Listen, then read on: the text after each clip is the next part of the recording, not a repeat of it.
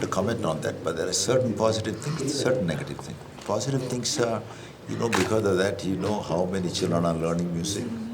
Because before that, now every parent's ambition is to make their child to sing at least one day in a television. So everybody have a lot of children who otherwise would not have learned music.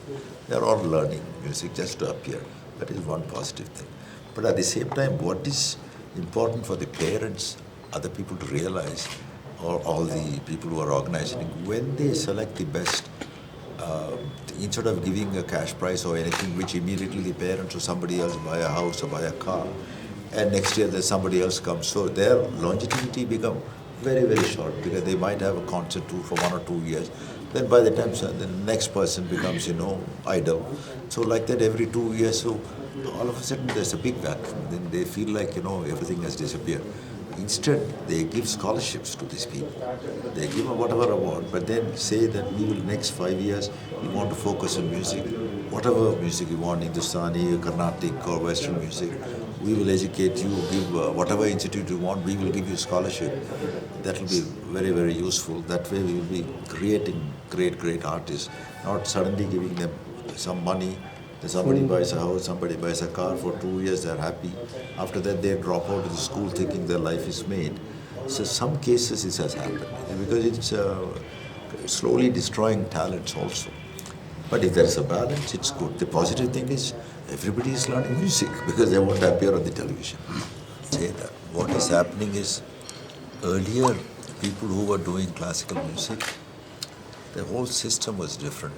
They have to work, they worked many, many years under one guru, as a guru Sishya Parampara, tradition, 6, 7 hours, they practiced many, many years, then they came to stage to perform. The times have changed. Because now younger generations, to get an opening as a established performer, you don't get that much opening. But that's once again HCL is promoting youngsters also with a digital platform, giving opportunity to them. Where so for them to wait, for so many years to get an opportunity to perform. So everybody have started doing experimental thing and gone to digital platform where the positive thing is everybody with a vision and ambition and passion can try to get a visibility. One of the negative thing is sometimes people, even without having proper training for so many years, they can create a fantastic website which will be the best website and put little clippings. So people who don't have much time just watch that thing and they can also get pretty much known. But if you have stuff, you can last long, because the longevity of the whole thing. I mean, you can do 5 concerts, 6 concerts, get a lot of hits on the website and things like that, creating a great website. But if you're really good and if you continue, you will become a legend someday. Longevity, people will continue to come and listen to you or watch you and things like that. Another thing, the reason for the gap is most of the musicians in the past, they were all, some of the greatest musicians didn't have to go to school. They were legend. They created, brought music to such a high level, whether it's M.S. Subbulakshmi or Bismillah Khan Sahab or Bhim Senji, all those people, they didn't have to go to school. What they did with the music brought them to that height. But now the system is like, if they want to survive with music, people have to look for something which is a safer profession, they think. And for many, many parents, music, they don't think as a profession at all to start with, leave alone safe profession.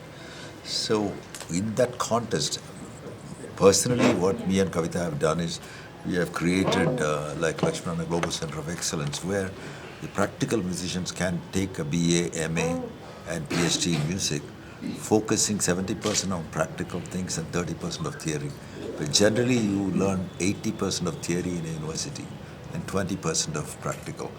You cannot sing or play reading any number of books. If you want to play a raga, you can read 200 books, but still you cannot do that. But in order to play a raga, you have to learn from a teacher and practice. The practical training is very, very, very important, which has been lacking in the past.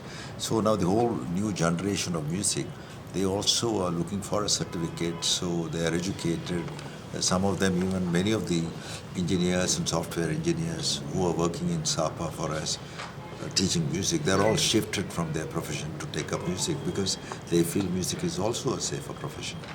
You can make it if you're really passionate and work very hard. So one of the things for youngsters is if they're really passionate, if they want to become musicians, of course they can become musicians. They have to work very hard. There are better opportunities than before because there are many, many institutions. Right now, I'm doing it with Jain and Vishwakarma in Pune, where all the professional musicians, they can join the BA, MA and PhD and get a certificate, but focusing more on practical aspect, where many of the classes I take with Kavita also involved and some of the great performers are involved. So they don't have to think that if they go to university, they have to mug up books and books and books, and they will lose their practical experience. So that is the only bridge which is needed. But promotion of youngsters, a lot of things are already happening. HCL is doing it, the digital platform and everything. Only thing they have to make sure that they are serious and passionate and have a goal and continue, not trying to become quickly somebody. When you become very quickly somebody, it might also disappear quickly, if you don't work hard, because legends are not created overnight. Because whether it is M.S. Lakshmi, they have been singing 60, 70, Bismillah Khan Sahab was playing so many years, Ali Akbar Khan Sahab, all those people, Allah Ragaji, all those people, they played Raviji and Vilayat Khan. Everybody, they played for so many years. Yeah, I mean, by word of mouth, somebody heard them, so this is fantastic, I want to go here. So they became a legend by playing so many years and sustaining the quality and their presentation. So ultimately, you want to survive and sustain the quality and hard work and passion and vision has to be there. So, thank you all of you for coming for the press conference for HCL Concerts. What I'll do is I'll take some time and talk to you about HCL Concerts and the journey we have had in the last 21 years. And now that we're in Bangalore, what kind of concert we are planning. And also some of the other initiatives that HCL Concerts has launched recently, specifically in the digital space. So HCL Concerts is a property which was launched 21 years ago. And as all of you would know, HCL is a large company. HCL has a presence in around 44 countries around the world and 140 nationalities work with us. But at its heart, HCL remains a very Indian company. It's very rooted in Indian traditions. And one of the Indian tradition, of course, is to give back to society, when you have reached a certain fame and a certain size. And HCL has always been, as a good corporate citizen, contributing towards various facets of uplifting society and contributing towards different aspects of nation building. And in that dimension, 21 years ago, we felt that music and performing arts and dance is a space which touches lives of people in a very different way. So that is how HCL Concerts was conceptualized. We had a very humble beginning with one concert in New Delhi, and now over a period of time, 600 artists have performed with us in the last 21 years. Today, we organize close to 30 concerts every year, and in 10 cities across the world, I would say now, because we have 8 cities in India, but we also now have started concerts in San Francisco and New York. So that is the journey of HCL Concerts in the last 21 years. And now we are in Bangalore, and in fact someone was telling me the other day that you should come to Bangalore sooner, because not only it's a cultural and technical hub of the country these days, but also HCL has a very strong presence of around 10,000 people over here. But better late than never. So we are here now, and this concert is also special for a variety of reasons. Of course, we have Dr. L. Subramaniam, who is going to be performing over here, who has performed earlier also with us. Then we have Shiv Mani on drums, and he is doing a set. But it is also special for a different reason, because if you will see, one of the artists, Romkini Gupta, has actually come from HCL Digital Concerts platform, which is the other initiative that we launched last year. I'll just spend some more time talking about HCL Digital Concerts. So HCL Digital Concerts is a talent identification initiative launched by HCL Concerts. And how it works is that we have a portal, and we reach out to various artists, and they come and they apply on the portal. And it's a free application, anyone can apply. And once they apply, the applications are screened because they share their performance videos, their audios and everything. They're screened by a partner. And the people who, and the artists who sort of make the cut, they get to perform on HCL digital concerts. It's a digital concert, so there's no physical audience, but it is telecasted live on HCL Concerts website to everyone across the world, I would say, because on digital there is no limit. And on an average, HCL digital concerts, every concert is seen by around 20-25,000 people on an average. So this is, and all of these artists are very young artists. And what we are trying to do is we are planning to have one concert every month, so 12 concerts in a year, and 3 artists perform in every concert, 36 artists in a year. All of these are young artists, upcoming artists who are exceptionally talented and have been looking for a platform to showcase their talent. Once that happens, they move on to, we have got a jury comprising of Aman Ali Bangash, Ayan Ali Bangash, Purban Chatterjee and Anil Srinivasan, and they evaluate these citizens' performances, and out of these 8 artists actually get to perform in the main HCL concerts. So Romkini Gupta actually has come from that route.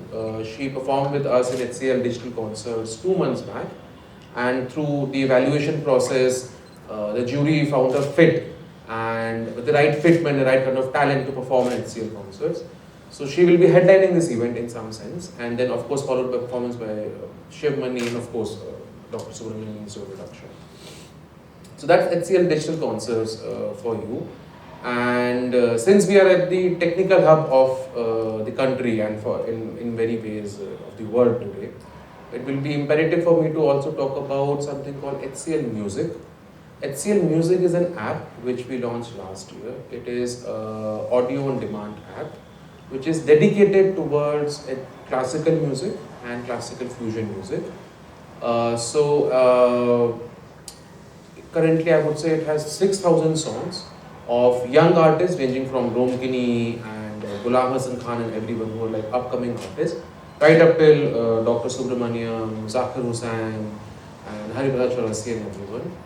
And HCL Music app is completely free to use because as you would understand, as a company, our objective is not to monetize this app in that sense. It's more for propagation and proliferation of classical music. It's completely free to use. There is no subscription fee. There are no advertisements which are shown. All the content is sourced from the artists and from different music companies. And of course, the content keeps growing. We are at 6,000 right now, but it keeps increasing. We have already got very good reviews in terms of the quality of music and this and the selection. Of course, the journeys will keep on adding. So HCL Music app is something that we launched last year in that sense. And coming back to HCL concerts, just to share with you, we as recent as this month, like the first 2 weeks of this month, we launched, we continued, I would not say we launched, we continued with the international expansion of HCL concerts. So we organized an HCL concerts at New York City at the Carnegie Hall, where Amjad Khan ji and Aman and I performed.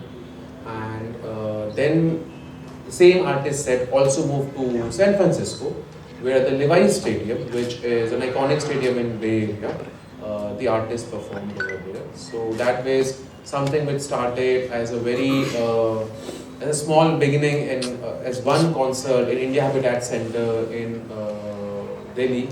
Over the last 21 years has seen a lot of growth, and with of course support from our media friends, has seen a lot of growth. And we are now looking forward to continue this growth in Bangalore with the concert, and the plan is to have regular concerts in Bangalore given the kind of music lovers the city has produced.